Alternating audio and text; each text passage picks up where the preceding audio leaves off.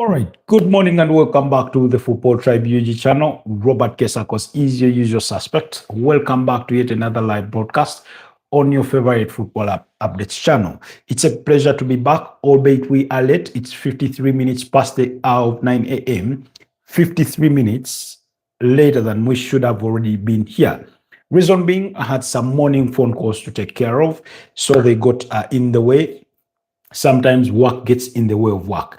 That's my nature of life, and I'm really thankful for those of you that stick with us, even with those inefficiencies, when work gets in the way of work, basically. But thank you so much to all our new subscribers, to all our usual suspects, to all our semi-regular suspects, people that have frequent this channel every single day, morning and evening, and night, whatever time it is.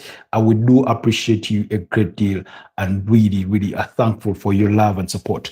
For the random supporters, those that are not regular people, those that are not those do not frequent the channels often, but come once in a while, we do not take your love and support for granted as well. We still appreciate you a great deal. And we hope you do enjoy your stay with us. Anyways, it's a beautiful Friday morning, already feeling hot. It's bright and sunny out there on the streets of Kampala. We had some sort of a slight drizzles or rains in the night. Not too much to worry us, but perhaps I would want to think half a loaf is better than nothing, enough to sort of quench our our water-thirsty soils on the ground. Anyways, allow me to have our audios tested before we get into the thick of the conversation today morning, in which we'll be speaking about. We'll be doing our preview for the Premier League match day 16 that gets underway tomorrow. And then we'll also get to speak about, continue that conversation about FIFA's hiked, ticket prices. FIFA has been slammed for those hiked prices for the tickets of the World Cup. Now, I did acknowledge in last night's broadcast that I, for one, have never attended a World Cup game, nor have I ever even left my own country to watch a game of football. But I will speak within the context of the economic aspect of the things that we did see yesterday. So, for those of you that are not aware what we are talking about, please go to the channel under the community section or under the post section. You will see we did make a post to the effect of some of those ticket prices. It doesn't tell the whole story, but at least it's a selection out of what people will have to go through in terms of watching these games, and particularly we picked out for England, and that's what we used to sort of bring this information to light. And you'll find that in some cases, some ticket prices will be slightly lower. So, for example, if a game is between Panama and Ghana, the ticket prices will be a bit lower, but still the disparity is not that huge. At the end of the day, for me, I'm looking at it in the sense that going to a footballing match or a football match event is not, the expense is not only on the game itself. And here we're talking about the World Cup that is going to be hosted in 3 different countries.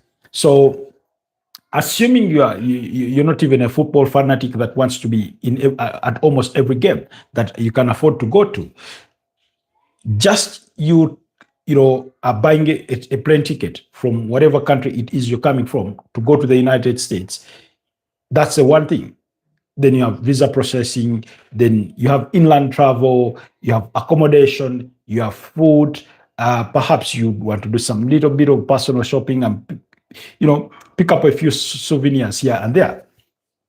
And then go to the match itself. It's going to cost you an arm and a leg, if we are being honest.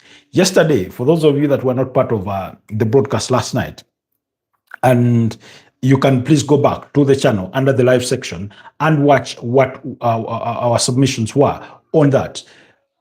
We made a calculation, and an average football fan, that's the supporter value from the UK, if you are an England national team fan and it is the team you're going to support, if you intend to watch all England games and let's say England make it to the final, that's from start of the tournament to finish, you're going to spend no less than $12,000. That's the rough estimate.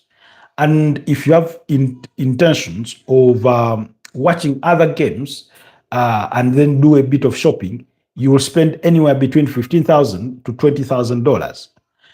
Now, that's not pocket change unless you're rich, unless you're wealthy, you know. So it's really, really a lot of money. It's really, really a lot of money. And then came the comparisons that we had to draw. For example, I think for the semi-final, for the semi-final, I think last time out, actually, was it the semi-final or the final? The semi-final. England fans had to pay around £747 to watch the semi-final. That was between England and France. This time round, they are set to pay £4,132, according to BBC Sport. Now, that's more than 4 times, almost more than 4 times the price. Now, there is a bit of context to this, and I've seen people make all sorts of arguments that the World Cup was over in Qatar, a largely Muslim country with so many restrictions and things like that. But be that as of it may, people still went, and it was one of the best World Cups we've had, to be honest. That when you take away all the rules and regulations per the country, the football was good, and the whole experience was good for people that went. Now, here we are talking about people making the argument, you see, the US is an attractive country, people are going to want to go there, and etc, etc. That's true. That's all true. But again, it doesn't make it, it doesn't mean that you should take advantage of people just because people want something, Now, I understand it's a monopoly, that the World Cup comes once in 4 years, I understand. That's why you've been hearing rumors that Russia intends to host a parallel World Cup for teams that did not qualify for the main event, But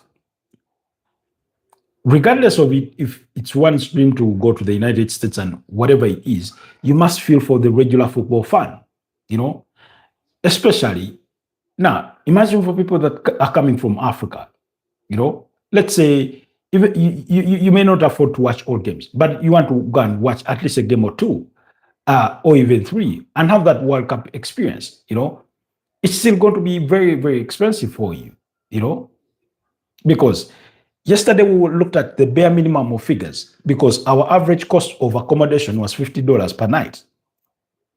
And then there's inland travel. And for that, we did not even put a price on it. Then we have this, we on a match day, you're going to spend no less than $100. And we're talking about your inland travel, your feeding.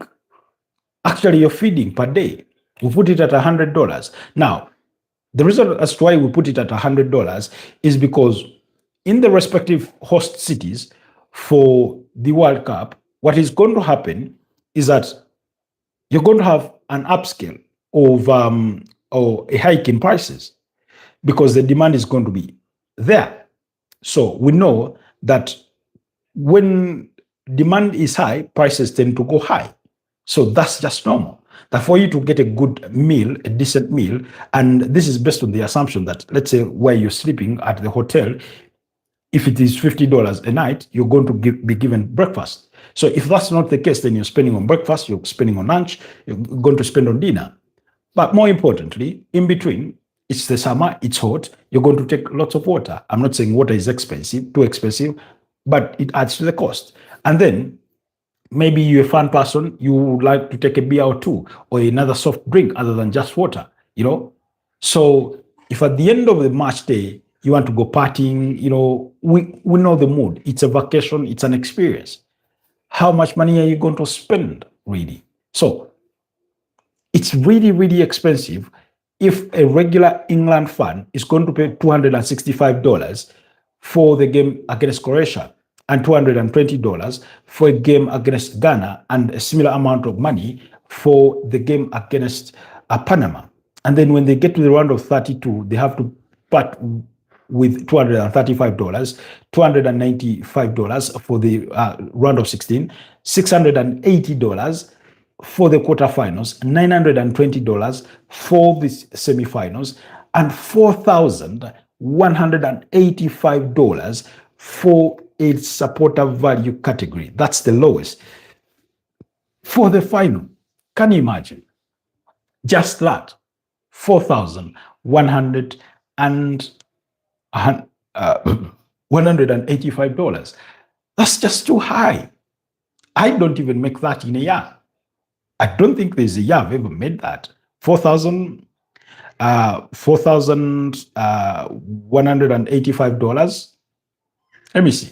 Maybe I've ever made it in a year. But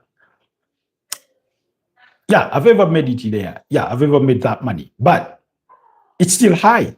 It's still record high, In other words, I would love to make that in a month. I would love to make that in a month, But right now, as I speak, for example, of course, an average Ugandan can't afford this because average Ugandans earn anywhere between $50 to $300. Those are average Ugandans on a monthly basis, And there's a whole majority of us in those brackets. So you cannot afford to go. That's one. That means you have to watch the game from a pub, from your home, if you can still afford pay TV, and things like that. So I think FIFA, even though there's demand, because we know that there's a number of factors that could be determining this. When we are drawing comparisons, particularly with Qatar and the ticket prices, one of the things that I put across per the argument was the taxes. Those Asian countries, have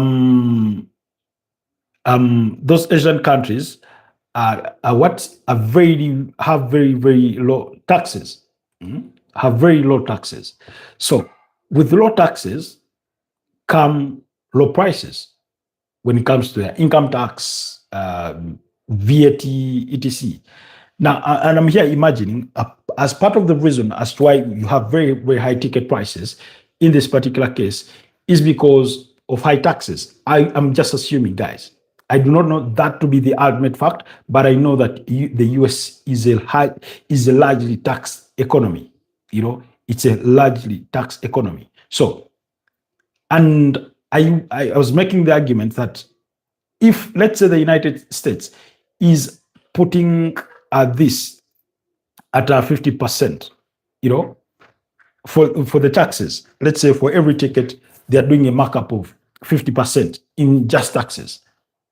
FIFA should be negotiating to say, if a fan is of this category, this is going to be the percentage tax. So, for example, if let's say a ticket is $100, instead of the tax being at 50% to make the ticket $200, let the tax be between 20 to 25%. So that means if the ticket is $100, it ends up to $120, $125, just doing rough math. It's not definite. And for category B, the tax will be between 25 to 30% or 35%. And for category A, which is the top tier, those that can really, really afford themselves, it can be anywhere between 35 to 50%, depending on how they see fit. Of course, and the reason as to why I say this is not definite is because different games are going to command different prices. Why? So, for example, you play through the group stages, and for some reason, at the round of 32, you have, let's say, England up against Turkey, or England up against Italy, for whatever the reason is, or England up against Uruguay. That's going to be a big game. And that means that ticket prices are going to be high. So, according to BBC Sport, supporters hoping to attend next year's World Cup final will face paying a vast prices. This is £4,162. Tickets for the supporters standard tier. That's standard tier is the middle tier. So you have the lower, which is category 3, which is the supporter value. Standard is the middle, which is the supporter standard tier, and then you have category 1, which is the high end class. Now, at the 2022 World Cup, the standard tier paid £747 for the final. Now, here you are telling them they're going to pay £4,162. I mean, what explains that? FIFA should be issuing a statement to say this is what informed the ticket prices. That among the reasons, 1, taxes, 2, demand, etc. But even if I do not want to believe that God commanded it, but it's like they're selling gold, really. Are they trying to price people out for people not to travel for these games?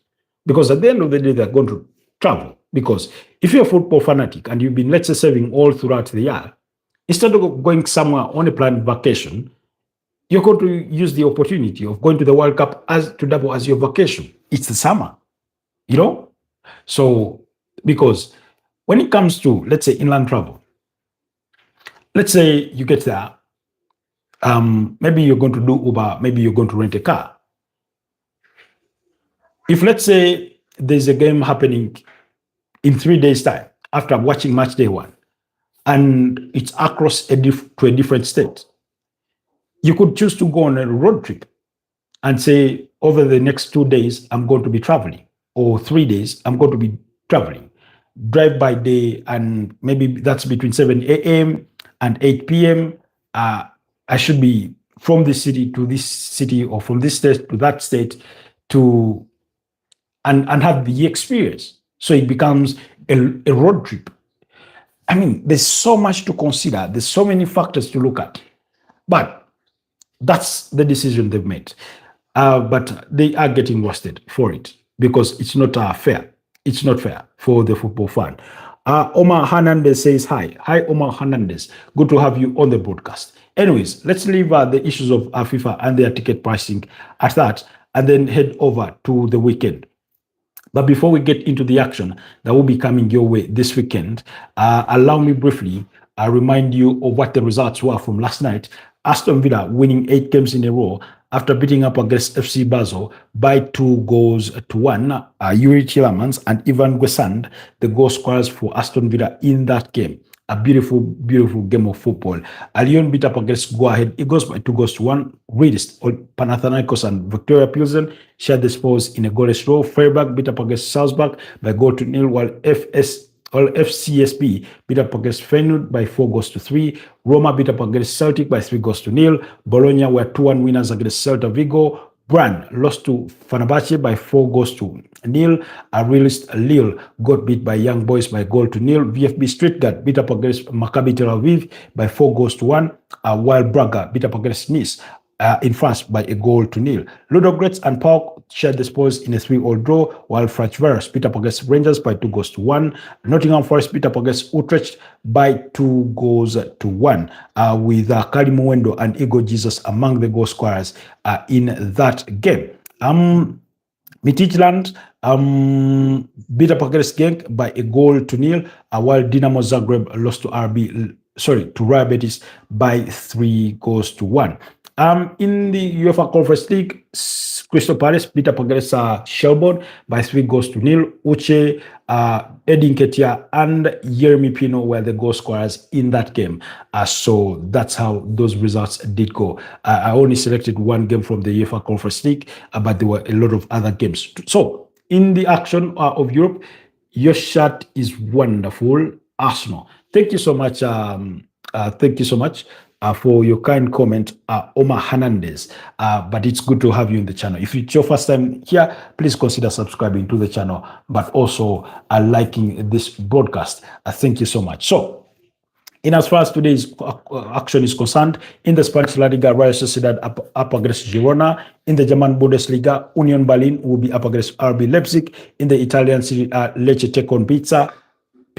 And in the French League One, Angers will be up against Nantes. Now, going into match day 16 of the Premier League, we'll have games between Saturday, Sunday, and the last game coming on Monday, when Manchester United will play at home against FC Bournemouth. The last time they played on Monday was this week on Monday, when they beat up against Wolverhampton Wanderers by 4 goals to 1. So they will be hoping to continue with that winning run for Mondays.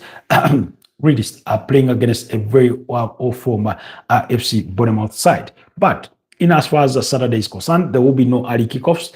Chelsea will open the account and Liverpool at 6 p.m. So there's no early kickoff. The earliest you will have a fixture will come at 6 p.m. in as far as the Premier League is concerned, 6 p.m. East African time. Chelsea will be at home against Everton. Liverpool will take on Brighton and Hove Albion. That's the final game for Mo Salah, if he is to play or even feature in the matchday squad before he leaves Liverpool to go for the Africa Cup of Nations. That kicks off on the 21st over December over in Morocco. And then at 8:30 p.m., Burnley will be up against Fulham, while in the late kickoff, that will be between Arsenal and Wolverhampton Wanderers. On Super Sunday, you will have 4 games kicking off at 5 p.m. East African time, when Crystal Palace entertain Manchester City at Selhurst Park, while Nottingham Forest will be at home against Tottenham Hotspurs. Sunderland will be at home against Newcastle, while West Ham United will take on Aston Villa, and then Brentford will be at home against Leeds in the late kickoff at 7:30 p.m.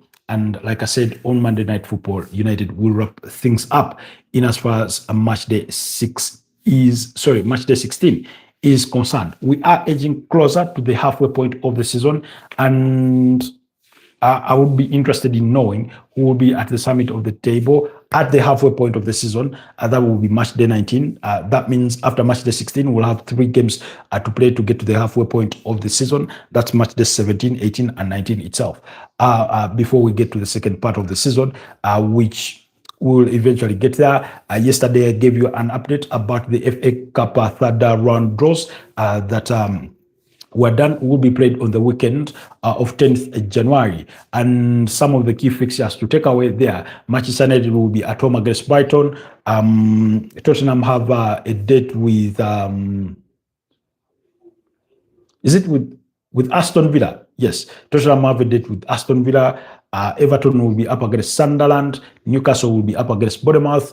So those were some of the notable fixtures in as far as Premier League teams facing each other at the third round of the FA Cup. Teams like Manchester City have it easy. They will be up against Exeter City, and they will be at home. Arsenal will be playing away to Portsmouth. Liverpool have their own easy game.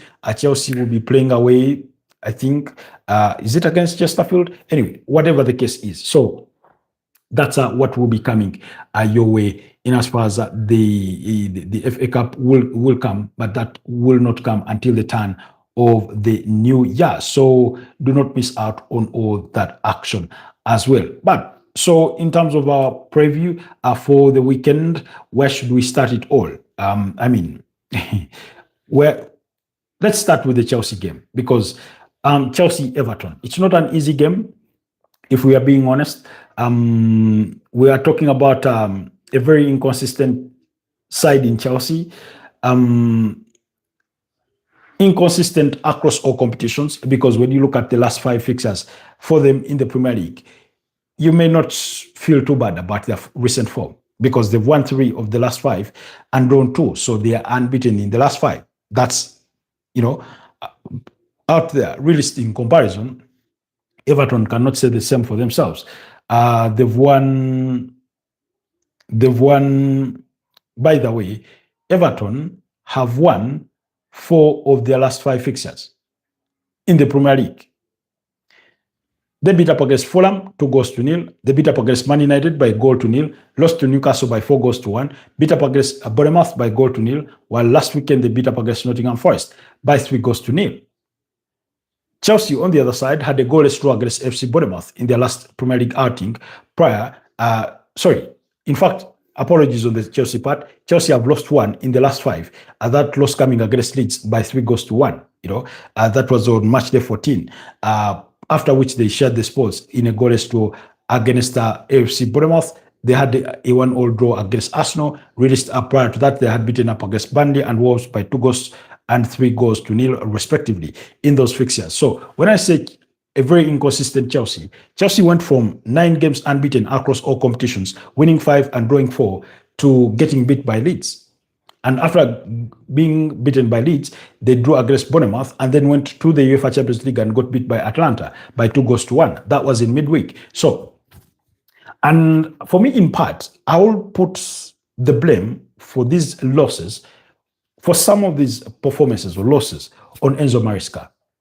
Now, for any manager going into a very long season like he is into, this being his 2nd season as Chelsea manager, one, I want to believe, for all intents and purposes, that he's figured out what his core starting 11 is, or core 16-man team is.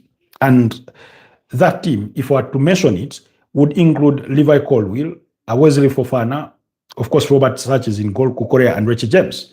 Then Moises Caicedo, Enzo Fernandez, Cole Palmer, maybe Pedro Neto, Alejandro Garnacho, and Liam Delap, or Joao Pedro, Liam Delap, whichever the case is. Unfortunately for him, they've had injuries. They are part of the game. They're not the only team dealing with injuries to players like Levi Colwill. However, when it comes to recent times, I understand he must rest players to manage game time for some of these players, especially players, some of whom are injury prone, like Richard James. But tell me what the justification is for continuously playing Trevor Chalobah at right back, really playing Benoit Badiashile and Joshua Achepong or Tosin Adarabio as your center backs, who have been underperforming at the earliest opportunity given to them in that sort of pairing, and you still do it anyway. We saw that pairing against Leeds United, and it cost him. And then suddenly he brings it against Atlanta. The difference being that Benoit Badiashile was a mainstay, and they only swapped out Tosin Adarabio for Joshua Achepong. And they still lost anyway. Why? Because he has Malo Gusto on the bench, and then he decides to play against Atlanta, Richie James in midfield. Now, why are you playing Richie James in midfield, even though it's an away game, when you have Moises Caicedo and you can play there Andre Santos and Enzo Fernandez at the tip of that triangle of a midfield? Sometimes I just do not get it. One day, Chelsea are beating up against the best teams in Europe, forcing the best Arsenal side that we've seen in ages into a 1-1 draw. Really, they're down to 10 men, and they're earning all sorts of deserved praises. And then you're getting blown away by Leeds United by 3-1 at Elland Road. Later on, you're failing to score against FC Bournemouth, who have had one of the worst runs of, in terms of form in the Premier League. I do not remember the last time Bournemouth won a game of football in the Premier League. All that in a space of 2 weeks, where you have beaten up against Barcelona side by 3-0. Now, in football, anything can happen. That you can beat up against a Barcelona or an Arsenal, a Bayern Munich, and then lose to maybe a Brentford of this world. It does happen. But when that happens, it's how you bounce back that determines what your worth is in as far as the season is concerned, what determines your weight. For Chelsea, They lost to Leeds, and their next game you draw against Bournemouth, and your next game you get beat by Atlanta. So after their draw against Arsenal, that 1-1 all draw, I sat before you here and I told you that there was no more hiding for Chelsea, that they were into the title race, that they were title contenders, that there was no hiding from it or running away from it.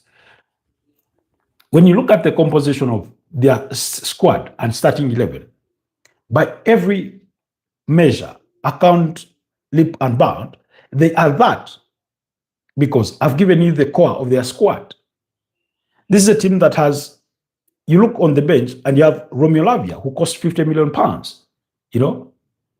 Wesley Fofana, who was started on the bench, I think, for the Atlanta game, was brought in and eventually withdrawn. I don't know, maybe for an injury. That's a £75 million player. I mean, you look at that bench and you have Jamie Gittins or Alejandro Garnacho. None of them cost you less than £40 million. Unfortunately for them, Liam Delap has since gotten injured once again and is expected to be out for a period of about 4 weeks. Expected to return at the tail end of December or early in January. Very unfortunate. But like I said, they're not the only team dealing with injuries. Every team has had their own fair share of injuries, some more than others. But again, speaking about Chelsea in the larger context of things, our reservation was never about the individual quality of the collective of the team and the kind of manager they have, but rather the consistency that carries you through a season. Chelsea have failed to prove to us that they are capable of going on a winning trot of, let's say, 7 games. Currently, the most informed team in the Premier League is Aston Villa. They've won the last 5, including beating up against the table leaders, Arsenal, in their last league outing. Arsenal themselves, who need to pull up their stockings because their last 5 Premier League games have been a shadow of what we saw in the aftermath of their loss to Liverpool. So, Chelsea, what's not happening? Enzo Maresca, what's not happening? Every time Chelsea lose a game, they make you think that they need to go in the transfer window and buy at least 4 players. And yet when they are winning, they make you think they do not need anybody, that squad is good enough. It does come when you have that risk when you're playing with young players. Jamie Gittins, Alejandro Garnacho, Liam Delap. But you also have a composition of players who are young, fairly, but with experience. Wesley Fofana is an experienced player. Robert Sanchez is not young, is an experienced player. Richard James, young but experienced. Marco Correa, experienced player. Moises Caicedo, for all the minutes he's played in the Premier League. Enzo Fernandez, for a World Cup winner. Joao Pedro, Pedro Neto, really. So, anyways, it makes it a very, very difficult game to predict.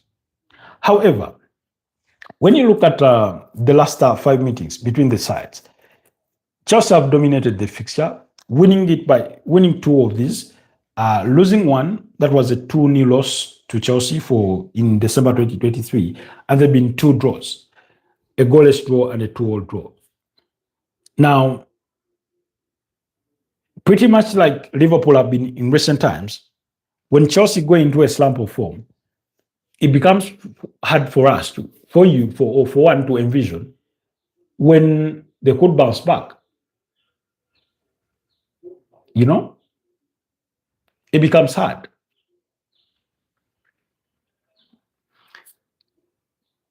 On the other side, like I said, Everton can be a very, very good side on a given day.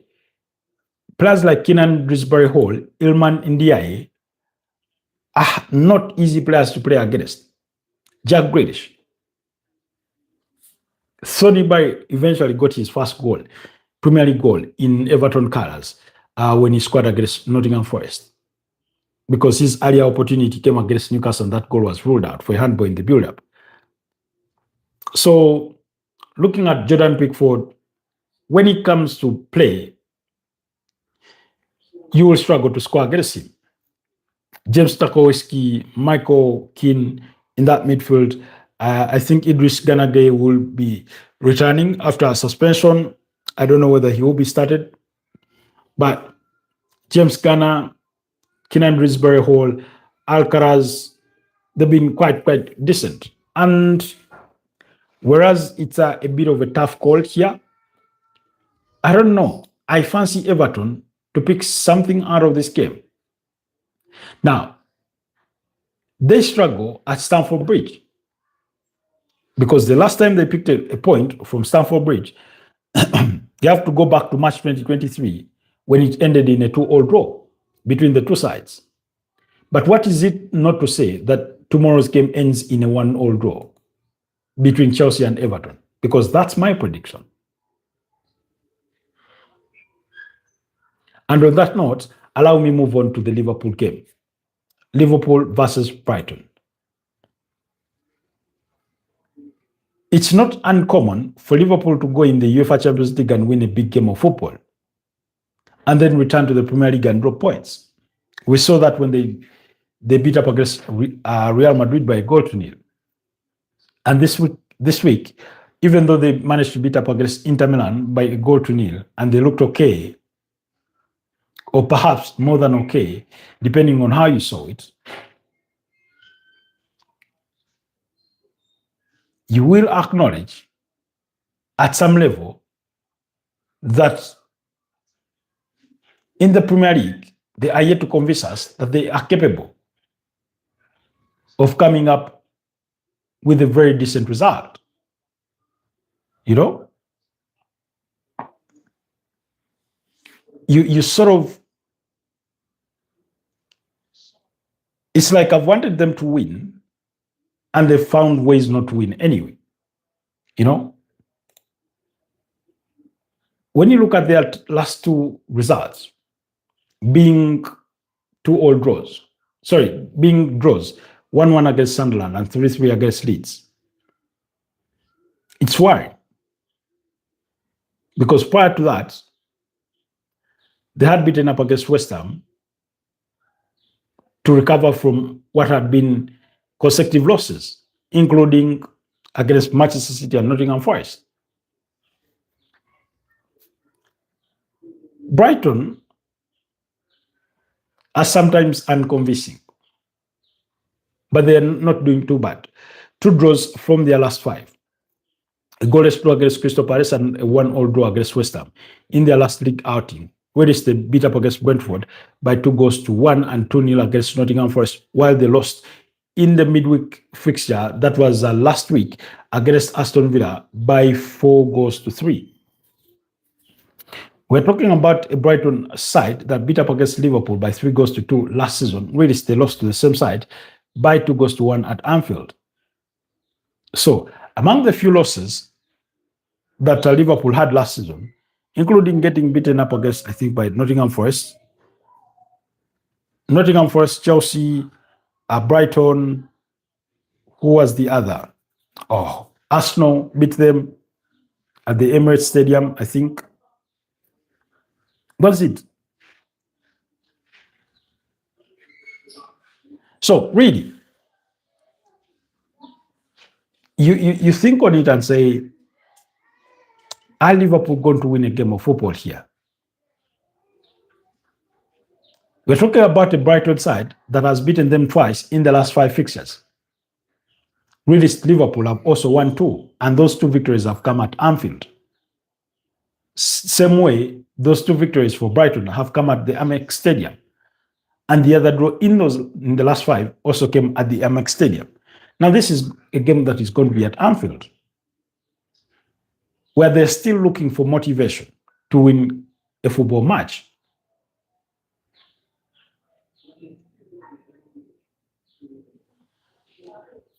I would want to think that if they bring the performance that we saw against Inter Milan, they'll have a chance in this game. That Liverpool go on to win by 2-1. But it could also be a 2-all draw. And here is why. Against Inter Milan, Virgil van Dijk and Ibrahim Konate did remarkably well. Andy Robertson was at it. At right back, Joe Gomez did well. And even when he was replaced by Conor Bradley, I thought he did well. In the midfield, McAllister, Gravenberch, and Soboslai did okay. Eventually, Soboslai steps up in the 88th minute to score that penalty. Then Etike, Isak, and who was it? Oh, what's the other player in Liverpool's front three? Jesus Christ. I'm struggling to remember the name. I didn't think it was going to be that hard, really. I didn't think it was going to be that hard for me to remember the name. Jesus Christ. Brother, Arsenal will fail. Okay, if that's your view, yes, it was Curtis Jones. It was Curtis Jones, who did really well, by the way, in that game. This is who? Jonathan Roberts, 1171 says, brother, Arsenal will fail. They will fail at what? What in particular will they fail at? Kindly clarify what you think they will fail at. Anyways, so they did okay. That squad, that team did okay. They competed well, enough to stay in the game. Alexander Isak, was very unconvincing for me. Finishing first in tournaments. Well, only time will tell. I do not want to disagree with you. It's your opinion. I would want to think if it does not come from a biased place, it does come from a thought process, maybe having observed Arsenal over the years. And I have nothing against that, even though my predictions are contrary to your view, particularly for the Premier League, where I predicted them that they will end up as the eventual champions at the time when everybody was clamoring for Liverpool. I know Man City are breathing down their noses, but we'll get to that in a bit when we're discussing the Arsenal game. So, if they compete favorably, like they did against Inter Milan, I know it's going to be a different opponent, then they could have a chance. But bear in mind that Brighton themselves are no easy meal to pick on. We're talking about a Brighton side who have players like Kadioglu, Danny Welbeck, Yankuba Minte, Gomez, that are capable of hurting you. What game was it when Van Hecke, in the game against Aston Villa, Van Hecke scored a brace? Really, they lost. De Kupia, Lewis Dunk, very strong side. But I'm going to go ahead with the leap of faith and trust that Liverpool can win a game of football by 2-1. But like I said, I won't be surprised if it ends in a 2-all draw. I just do not expect Liverpool to be losing at Anfield. Maybe I just have too much faith in them, because they do have the quality. With or without Mohamed Salah, they still have the quality. Speaking of the quality, we have been taken back to an interview that was done, a brief chat with Mo Salah when he was receiving an award at an award ceremony. And they were talking about how well Liverpool had done in the transfer window and the kind of quality that they had brought in. And he said whether they are better, whether the current squad, he was asked whether the current squad is better than the squad that won the Premier League title. And he said no.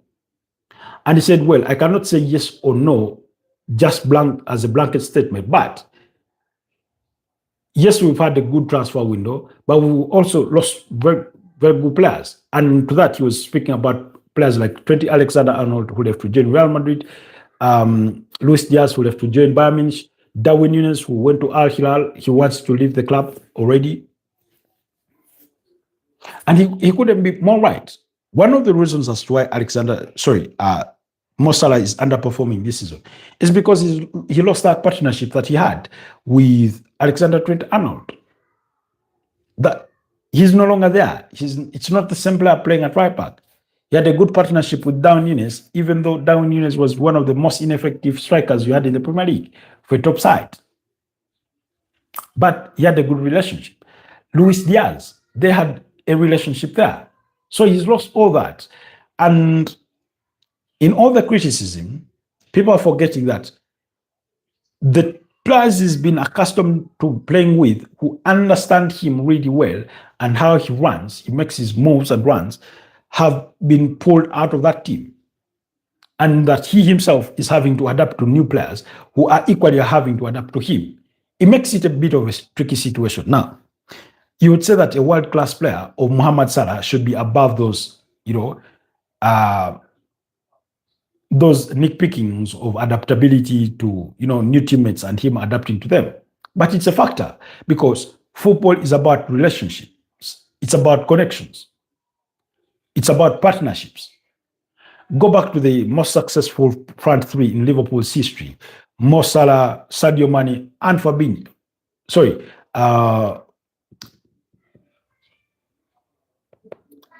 And Roberto Firmino. They had chemistry. They had a relationship. Go back to Thierry Henry and Dennis Bergkamp. They had chemistry. They had a relationship. Go back to Kevin De Bruyne and Sergio Kun Aguero and David Silva. They had chemistry. They had a relationship. So, when you look at all those things, they are factors, even those people may want to dismiss them. But like I've told you, I'll die on the high heel of a 2-1 prediction for a victory for Liverpool, but a 2-2 draw wouldn't surprise me. The Burnley against Fulham, Burnley have had their struggles, rightly so. But nor have Fulham had it easy, because they've been at the losing end of on 3 occasions in the last 5, losing to Everton, losing to Man City, and losing to Crystal Palace. Really, they won away to Tottenham and at home against Sunderland. Burnley, on the other side, do not know what a victory feels like over the last 5.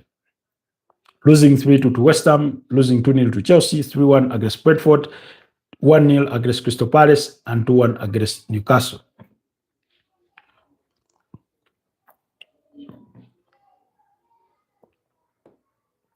However, when it comes to their fixture head-to-head against Fulham,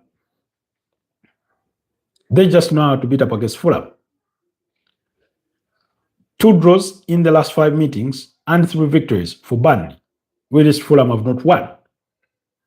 And the advantage for Scott Parker is this is a home game against his former side in Fulham. Now, we won't dwell much on this fixture, but I'm going to go on Limo faith and say Burnley win this one by 1-0. It's just a prediction. Don't bet your life on it. And then, for our final game that we are reviewing this morning, it's the Arsenal game.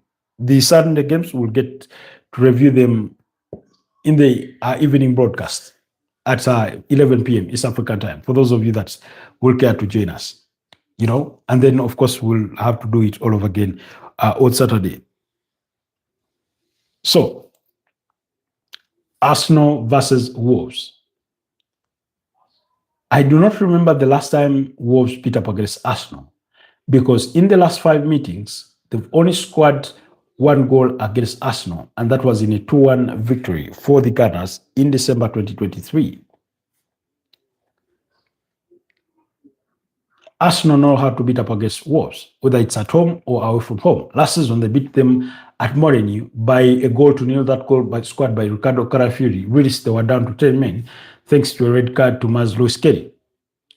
They had won the reverse fixture earlier on in the season by 2-0, with Kai Havertz and Bukayo Saka scoring in that game, a game for which Kai Havertz won't be available for. Now, just because Arsenal have dominated the fixture doesn't make it any easier, because, as you can see, the goal margins have been slim. It's only back in May 2023 for the 2022-2023 season, when Arsenal beat up against Wolves at home by 5-0. So, Arsenal are looking to bounce back from their loss against Aston Villa. They looked disappointed. They looked heartbroken, as though it had been the end of the season game. Now, I said this, and I will say it again. The most disappointing bit for the Arsenal in that game was not that they lost, but the manner in which they lost.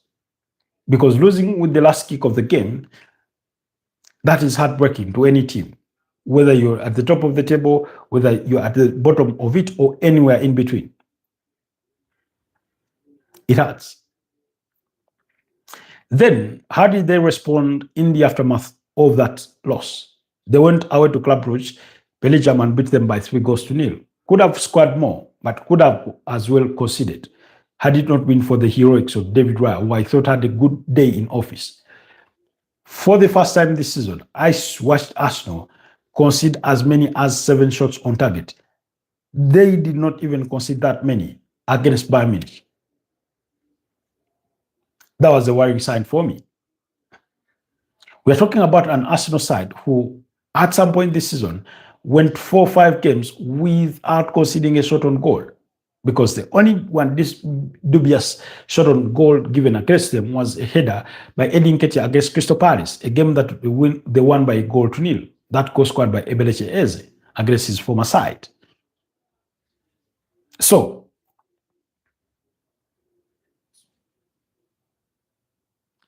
where does that put the Gunners? The last 5 fixtures have been far from convincing. 2 victories only, 2 draws, and 1 loss. That means they've dropped as many as 7 points. I've said this before, and I'll say it again. Arsenal are okay beating up against the bottom sides. It's among the current top 6, as changing as they are, where they struggle. This season, they've dropped points, I think, in 4 games. Against Man City in a 1-1 draw, lost to Liverpool, and against Sunderland, and against Chelsea and Aston Villa in 5 games. At all those occasions, those teams have been within the top 6. And the only team in the top 6 that they've beaten up against was Crystal Palace. It's a worrying sign. It's a worrying trend for this Arsenal side. Now, I don't know if it's the advantage or the context. Only one of those 4 fixtures in which they've dropped points was at home, and that was against Manchester City in the 1-1 draw. Gabriel Martinelli scoring to cancel out Erling Haaland's goal. Sunderland 2-2 was away from home. 1-1 against Chelsea was at Stamford Bridge. And 2-1 against Aston Villa was at Villa Park. At the tail end of this month, they have the reverse fixture against Aston Villa before playing Bournemouth. I think, is it on the 3rd of January? So that's the context. Arsenal have made a fortress of themselves at home this season. They've only dropped points against Manchester City in the Premier League. In fact, they are unbeaten at home in all competitions. However, we're talking about an Arsenal side that is struggling with so many injuries as we speak. We know that Declan Rice, William Saliba, and Leandro Trossard missed the game against Club Brugge through injury.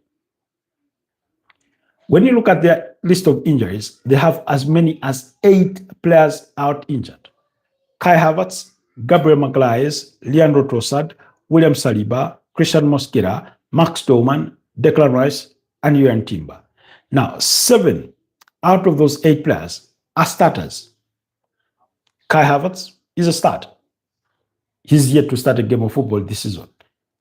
Gabriel Magalhaes and William Saliba, we know that's Arsenal's best centre-back pairing. Leandro Trossard at the left wing has been the most effective they've had this season. Christian Mosquera has been a very, very good deputy in the absence of either William Saliba or Gabriel Magalhaes, and also featuring in some cup games. Max Doman is not a starter. Declan Rice, need I have to say anything about him? Juan Timber at right back, it's just there. So that's how bad it is for this Arsenal side. I remember saying this at the start of the season, and I will say it again because I've been saying it all season long, that no matter how good a squad you have, you need the luck for your players to stay fit, your core squad to stay fit. Now, to the contrary of that, it's Arsenal's core squad that is getting injuries. I think every player in that Arsenal side has suffered an injury.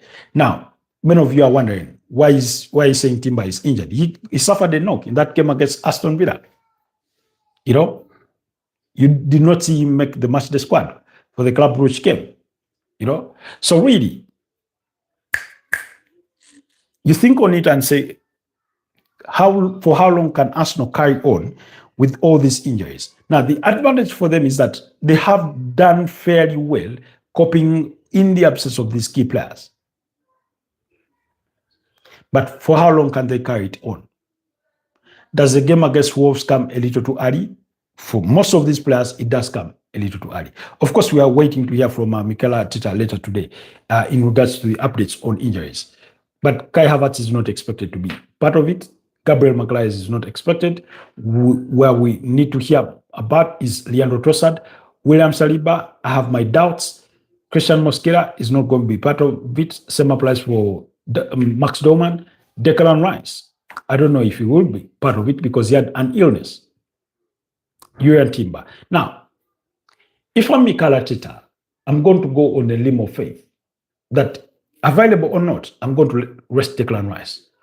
Reason being, I'm going to need him in the subsequent week for the game against Everton, and after which I will need him for the game against Crystal Palace because that's a quarterfinal in the EFL Cup, and then a game against I think Brighton and Hove Albion before the Aston Villa game. So I'm going to give him another rest if I'm Mikel Arteta. But we all know how stubborn Mikel Arteta is. He'd rather play you into injury than rest you.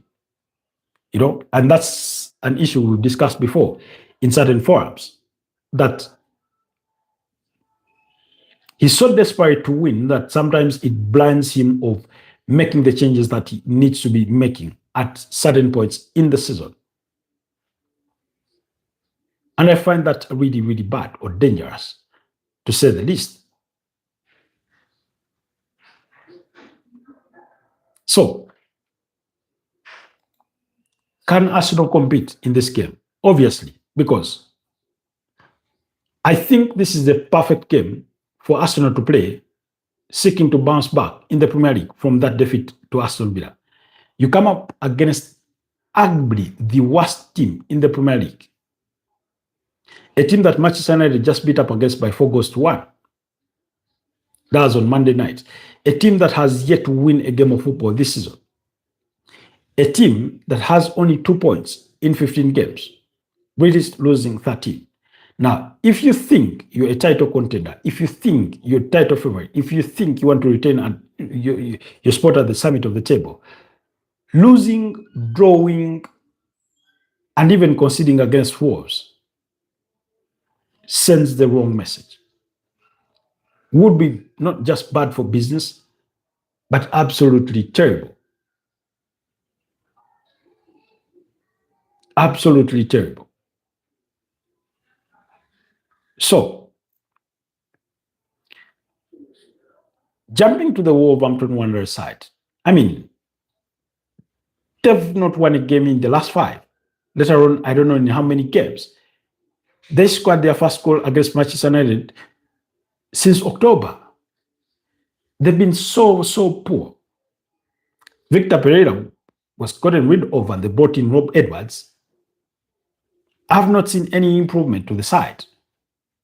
Now, I'll acknowledge I do not watch many Wolves games, but I watched them against Manchester United. I watched those highlights. I did not watch the full game because I told you guys when we were reviewing that game that my feeds got broken, all of them.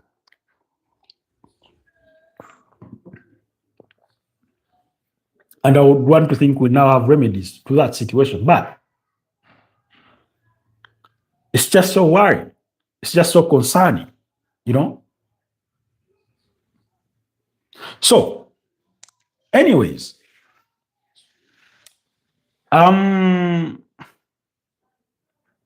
there's no excuses for the Arsenal. If I'm Mikel Arteta, the only question I'm asking myself is what team do I assemble to beat up against Wolves? Not to compete, to beat up against Wolves. Here's how I would go about it. If I'm him, Mikel Arteta. One, I'm going to go with David Raya in goal. I'll play Ben White. This is a game that is going to be without Ricardo Carafiori. He's out through suspension. I'm going to go with Ben White at right back. I'll go with Maslow Skeri at left back. I'll go with Piero Hincapi. I'll go with Christian Nogard. Now, a lot of people are going to wonder, that's the backline that started against Club Rouge. Yeah, I would maintain it. Not because it did wonders in that game, because they conceded too many chances. But if Timber is back, I'd put him on the bench. He needs to rest. As soon as yesterday. Like I said, you have bigger games coming up. And if you cannot win against Wolves with your B team, then you're not giving yourself much of a chance. In that midfield, I would have loved Martin Zubimendi to rest and play there Christian Nogard. But my inefficiencies or my deficiencies in defense are forcing my hand. So Martin Zubimendi will start. Actually, I could even drop Martin Zubimendi and go with Mikel Merino to play as my number 6, play with 2 10s in Ebeleche Eze and Ebeleche Eze and Martin Odegaard in that midfield trio. Then ahead of them, Bukayo Saka, Victor Gyökeres, and Gabriel Martinelli. On the bench, I'll have Gabriel Jesus, I'll have Noni Madueke, I'll have Martin Zubimendi, I'll have Ethan Wanyeri, I have Julian Timber to change things up if that need be the case. But, and I'm saying this part because he's not going to have a midweek game for the first time in a bit of a while after the Wolves game. Expect to see Julian Timber alongside Pierre Hincapi. But if that's to be the case, then for me, Christian Nogard has to start in midfield. Play Christian Nogard, Ebeleche Eze, Martin Odegaard. Give Martin Zubimendi a rest. Give Declan Rice a rest. They need it. Because the last thing you'd want to get is injuries heading into the game against Everton. That will be a very difficult game. Heading into the game against Crystal Palace in the quarterfinals of the EFL Cup, that will be difficult, even though it's a home game. Heading into the game against Brighton and Hove Albion, and subsequently the reverse fixture against Aston Villa. Those are going to be 4 difficult games for the Arsenal. I don't know how they come out on top in each of those.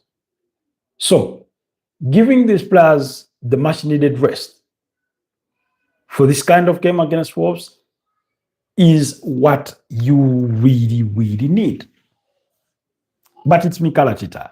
First of all, let's give him a benefit of that and hear what he has to say in regards to the team updates and team news for his side.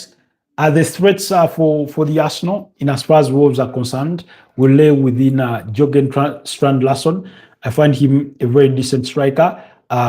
Given the chances, he will score goals. I mean, it's just him. All the others have been below par, if we are being honest. So, I'm going to go for a 3-0 victory for the Arsenal in that game. That's my prediction. So, do let me know what your thoughts are on those games that we've reviewed. And otherwise, allow me to wish you a wonderful rest of the day. And I'll see you guys tonight. Until tonight, Fridays will come at 9 p.m.